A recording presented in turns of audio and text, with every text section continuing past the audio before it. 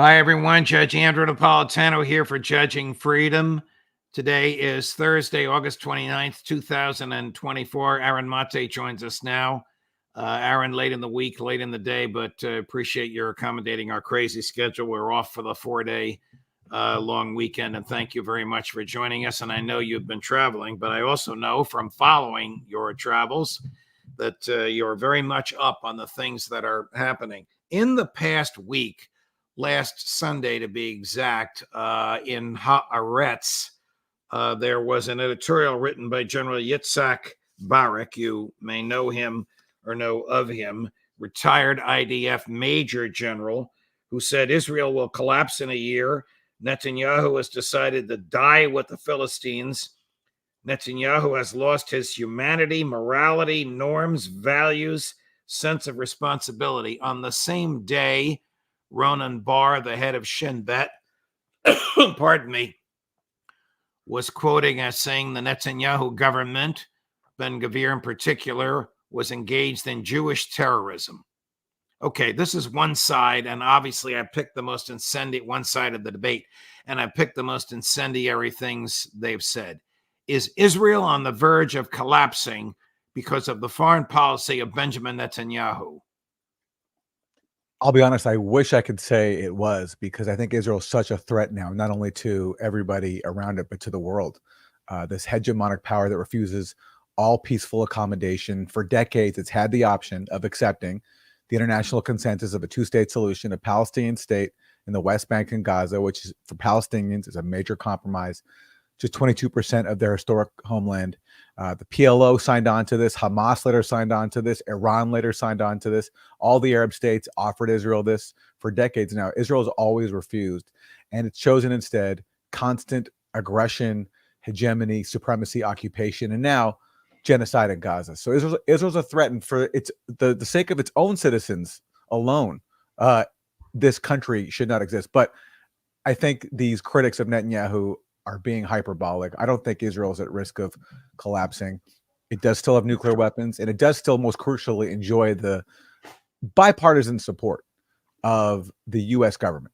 Both parties, as we just saw on display at the DNC, going out of their way to profess their loyalty to Israel. So I don't think it's facing an existential risk, but what these officials are pointing out is just that the nature of the state has gone off the deep end with these extremist people in power, and someone like Netanyahu, whose main concern is his own political future and is therefore leading his country off the deep end.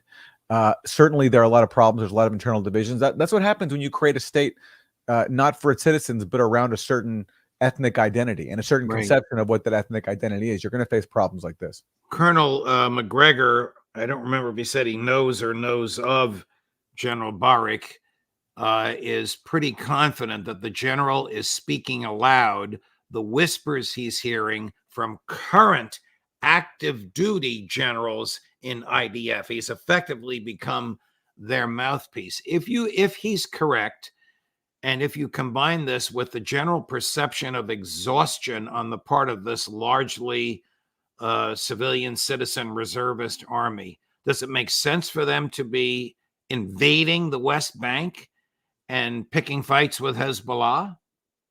Well, it makes sense in the context of Israel being a Jewish supremacist state. That's what they are. That's what the Israeli human rights group B'Tselem calls them. And that's their ultimate commitment, is to hegemony and supremacy. And so accordingly, when you see the Palestinians living in their homes in the West Bank, the occupied West Bank, which Israel has long been occupying and stealing land from. And the West Bank especially is where there are so many important water reserves that Israel steals disproportionately, gives Palestinians a small amount and steals the most for itself. It makes sense in that context, and that you're driven by, messianic supremacy. And the goal there, as in Gaza, is to displace as many Palestinians as possible and make life intolerable for the people who choose to remain. That's the basis of Israel's occupation system. Back in 1967, Moshe Dayan, after Israel took over the West Bank and Gaza, Moshe Dayan, who's considered to be sort of a liberal inside the security establishment of Israel, he said, and this is according to a Hebrew translation, that for Palestinians, the message that we're going to send is, you will live like dogs, and whoever doesn't like it can leave. And that's essentially the policy today. Wow. Does it matter that there are these open divisions in Israeli society, or is Netanyahu still riding the crest of a wave of public opinion support? Well, he has lost some public support, but crucially for him, what he still has is the backing of the Biden administration. And as long as the Biden administration is willing to do his bidding, willing to debase itself, humiliate itself by saying publicly that Netanyahu has accepted ceasefire offers that Netanyahu himself says he won't accept, then Netanyahu can do whatever he wants. Because as the Israeli Defense Ministry just said a few days ago in a statement after Biden delivered his 500th aircraft shipment of weapons to Israel since October 7th, that these weapons are crucial for Israel's operations. So as long as Netanyahu is Biden behind him, I think he can emerge from all this unscathed. Does it matter that Israel has clearly lost the propaganda war amongst international opinion? There isn't a country in the world that supports it besides the leadership of the U.S. Well, but crucially, you still have leaders of many states willing to do Israel's bidding. For example, just this week, there was a claim that was widely circulated that a purported witness of Hamas committing rape on October 7th had committed suicide because they were so distraught at what they witnessed, so they took their own life. Now, some of us called this out for immediately as another Israeli scam, as all these claims are. And it just recently, an Israeli media outlet, Channel 13, confirmed that this person does not exist. It was another made-up story. But yet, a top German minister circulated that claim when it was first made. And today, actually, for the first time, I've never seen this before, apologized, said, "I'm sorry for circulating a fake claim." That's the first time I can recall seeing a top Western official apologize for spreading debunked Israeli propaganda. So that's a positive sign, but yet it's the exception to the rule, because so many of these Western leaders are still willing to parrot propaganda that, unfortunately, I think populations do not believe.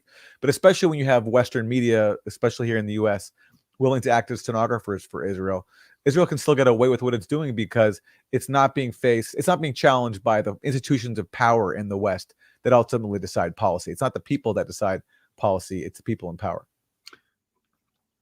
Transitioning to Ukraine, you have a fascinating piece out on your Substack column. Zelensky bets on new U.S. payoff, long-range strikes into Russia. You report that he has actually asked Joe Biden, I don't know if this is face-to-face or through intermediaries, for American permission to use American long-range weapons offensively into Russia. Is this true? It's true, and he's dispatched two top officials, including Andrei Yermak, who is widely known as the actual acting president of Ukraine, to Washington to press the case. And what they're doing is they're coming with a wish list of targets inside Russia that they've picked themselves that they want the U.S. to improve, which underscores just how involved the U.S. is in this proxy war, at the point where top Ukrainian officials have to come to Washington begging for permission to hit specific strikes inside of Russia. And this explains, as Ray McGovern just explained on your show on the Intelligence Roundtable, that this is Zelensky's Hail Mary. People have been speculating, why did Ukraine launch this Kursk offensive? Well, it's pretty clear now. Zelensky, based on an established pattern of Joe Biden rewarding him for being belligerent and rejecting diplomacy, Zelensky is gambling that by invading Russia, by seizing some territory, that will convince his patron in Washington, Joe Biden, to reward him with permission to launch strikes deep into Russia with U.S. weapons. And that really means in practice to get the U.S. to help him hit deep into Russia, because Ukraine needs U.S. Assistance, targeting, intelligence, operational, to use these weapon systems that he wants to use. So that's the gamble he's making. It's a Hail Mary. Russia's already warned essentially of World War III if Biden says yes. But from Zelensky's point of view, I understand why he's doing it. He has been rewarded multiple times for every time he shuns diplomacy and engages in confrontation. Biden rewards him. When Biden took office, one of the first things Zelensky did, this is back a year before Russia invaded Ukraine, Zelensky banned Putin's top ally in Ukraine, which happened to be Zelensky's top political rival. Some polls were showing that this party that Zelensky banned and targeted was polling ahead of Zelensky's party. So what did Zelensky do? He banned their television networks and charged the head of the party, Medvedchuk, who's a close ally of Putin. Biden administration applauded that. Zelensky was rewarded. Soon after that, there were more defense agreements integrating Ukraine into NATO. Fast forward to right before Russia invades. Russia says, you need to implement the Minsk Accords. Zelensky ignores that, refuses to even speak to the leaders of the Eastern Ukrainian rebels that he was supposed to make peace with as part of the Minsk Accords. After Russia invades, immediately you have peace talks, but Zelensky walks away from those very fruitful negotiations in Istanbul, again, under U.S. pressure. What does Biden do the next month? Gives Zelensky tens of billions of dollars in U.S. weapons, does it again later on that year when Zelensky shuns more Putin ceasefire overtures and peace overtures. So Zelensky's saying that based on this established record of me being rewarded with U.S. weaponry and laxer restrictions on that weaponry, I'm going to gamble that by showing Biden that I can take Russian territory, he's going to gift me now one more, like the biggest gift of all, which is letting Ukraine use U.S. weapons to strike deep into Russia. So it's understandable. That's why he's doing it. He's going to Washington right now to press his case. The Biden administration says publicly that they're not considering it, but Politico reports that one Democratic lawmaker says, in fact, that they are. And it's worth considering the implications of this. Biden is really considering letting Ukraine use U.S. weapons to strike deep into Russia. It's absolute insanity. But in a proxy war in which the U.S. goal has only been to bleed Russia and use Ukraine for it, it's the logical conclusion of this policy of shunning diplomacy and embracing escalation every step of the way. It might also be, I don't want to get into the politics because that's not what you and I discuss, but it might also be an October surprise if they're willing to gamble that doing something like this would gin up support for Vice President Harris. Or Zelensky is looking at the calendar and saying, my time is running out. Right. So I need to have something before the election. So yeah, certainly right. I do think the U.S. election is a factor in this. Just a month ago, the rumors were circulating here in the U.S. that the State Department wanted him out and his bags were packed and he was ready to go to one of his mansions. Do they have somebody to replace him? Might it be the fellow that's in Washington negotiating with Jake Sullivan when he comes back from China? If finally Zelensky wears out his welcome, I would not be surprised if Andrei Yermak takes his place. Ukraine is no more a democracy than Israel is. Yeah. And, there are similarities in the two countries in that, in both cases, it's the U.S. and its client, whether it's Ukraine or Israel, that has shunned the international consensus that could have peace. In the case of Israel, I mentioned before, the two-state solution, which is now basically, it's a pipe dream. Forget it. It's over now. But back when it was possible, it was the U.S. and Israel every single year that stood in the way. Every year at the UN, there were votes in the UN General Assembly, which everybody supported except for two people, the U.S. and Israel, calling for a Palestinian state in the West Bank and Gaza, which again is a massive Palestinian concession, just 22% of their historic homeland. Same thing in Ukraine. The U.S. and its proxy stood alone in the world in rejecting the Minsk Accords, which was the 2015 agreement between Ukraine and Russian-backed Eastern Ukrainians to have peace. All it would require is for Ukraine to recognize the rights of people in Eastern Ukraine who want to speak Russian and want to have ties with Russia. But that was a non-starter for Ukraine's ultra-nationalists who, just like Israel, see themselves as supreme. They are formed around an ethno-nationalist identity that says, we are true Ukrainians. These Russian-speaking, ethnic Russian Ukrainians are not, and therefore we're superior, and we don't want to live with them in the same way that Israel looks at Palestinians, the indigenous people of that land. So there actually are a lot of parallels between Ukraine and Israel, and that's presumably why after October 7th, Zelensky wanted to go to Israel to, kiss the ring of Netanyahu and show his support. And there's even been Israelis actually arming some of the, ironically, arming the neo-Nazis in Ukraine. So the Jewish state arming neo-Nazis. It makes sense only because they're both U.S. clients. Unbelievable. Ray McGovern has told us many times, where MI6 and CIA go, Mossad will soon follow, or sometimes even take the lead. Where are you on the sort of disagreement between McGovern and Johnson? Larry Johnson thinks it's realistic that Putin will strike NATO countries and maybe even the U.S. McGovern says, no way. We have a very strong statement, which I think you've seen or read, from Foreign Minister Lavrov, who basically says the United States politicians are like children playing with matches, and they don't even realize it. You know, so much of this comes down to the mental state of Biden and his top aides. Are they really crazy enough to give Ukraine permission to use U.S. weapons to launch deep into Russia, which also would require essentially U.S. assistance? Is Biden that crazy? Well, you would hope he's not. But then you look at his record, and the problem is it's not an easy question. You have to wonder, is he crazy enough to do that? So he actually might be. He might be that fanatically committed to U.S. hegemony that all he can see is that if this is yet another step that helps him on his goal of weakening Russia, then let's do it. And no matter the consequences. Personally, maybe I'm being naive. I'm going to bet that he's not going to let Ukraine do this because it's just so catastrophic. But if he does, then yes, we do have to entertain the possibility, as Lavrov has warned, that there will be a Russian retaliation, and the targets could be not just NATO allies, but the U.S. itself. It's insane to fathom, but that's the position we put ourselves in by undermining diplomacy with Russia at every single turn. There's been so many opportunities to prevent this war before Russia invaded, just to simply end the war that began with, which we started in 2014 with the U.S.-backed Maidan coup. Didn't to follow up on what your last thought, didn't Zelensky himself at one point publicly say he embraced the Minsk Accords? He was elected on a pledge of making peace with the Eastern Ukrainians. That's why so many people came out and voted for him. He got over 70% of the vote.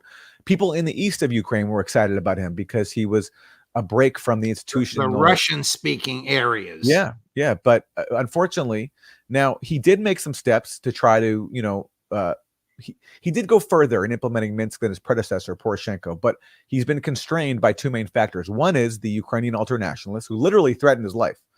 One of them threatened to hang Zelensky by a tree. From a tree, if he made peace with Eastern Ukrainians, if he implemented the Minsk Accords. And then the neocons in Washington, who united around undermining Zelensky and failing to give him the support he needed to stand up to the ultranationalists, because after 2014, U.S. became Ukraine's only really important ally, like the main sponsor of everything.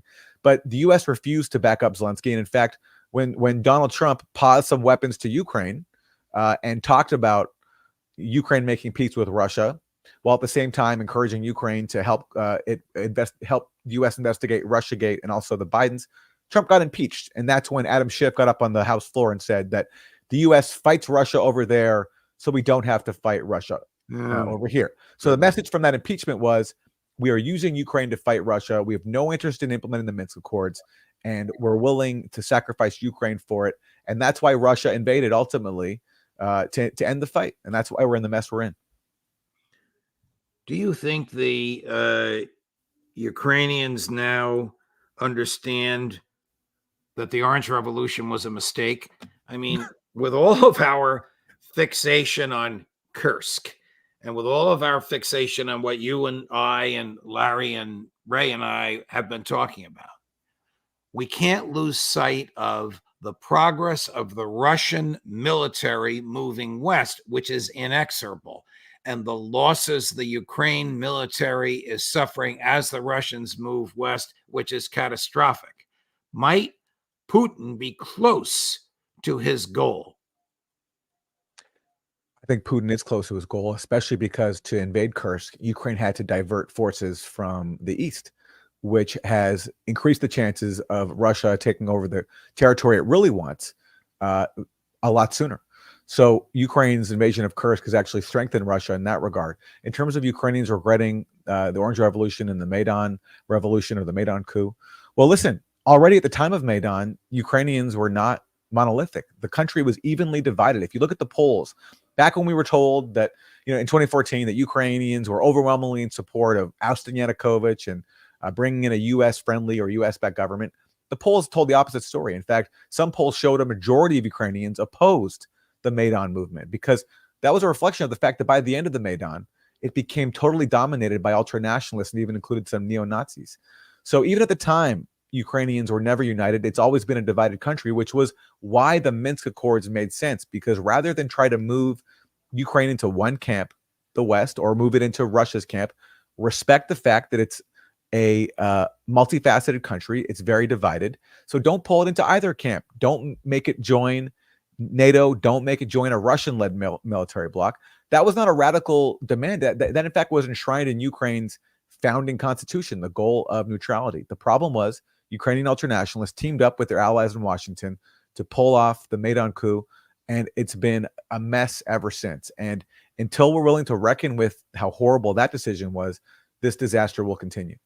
Do you think Putin will attack NATO facilities where American and Western arms are stored and configured for use in Ukraine? If Biden signs off on Zelensky's request for help with long-range strikes with U.S. weapons into Russia, I think that's a very real possibility. Yes. Russia has, fought in Ukraine so far, and that's where the fight has been. And there's been this unspoken bargain between the U.S. and Russia that as long as the fight is contained to Ukraine, then there won't be attacks on each other. But if now the U.S. is directly involved in long-range strikes deep into Russia, like St. Petersburg or Moscow or around there, then I do think all bets are off. And it's insane we even have to contemplate this possibility. It all could have been avoided had we simply willing to let Ukraine be neutral and respect its divisions. Aaron Maté, thank you, my dear friend. Have a great holiday weekend. Thank you for accommodating our schedule. We'll look forward to seeing you next week. Oh, by the way, Max missed you in Chicago. Well, Max did fine on his own, interrogating all those. God, misery loves company, as you know, being his buddy. But welcome back. We'll see you next week. All the best, my friend. Thank you, Judge. To you as well. Of course.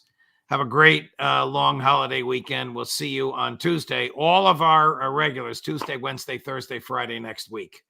And remember to go to judgenap.com. Please subscribe to Judging Freedom. We're up to 432,000. We want to be up to 500,000 subscriptions by Christmas time. And if our ability to reach you is ever impaired by one of the sites that currently offers us, judgenap.com will always tell you how, where, and when you can find us. Judge Napolitano for Judging Freedom.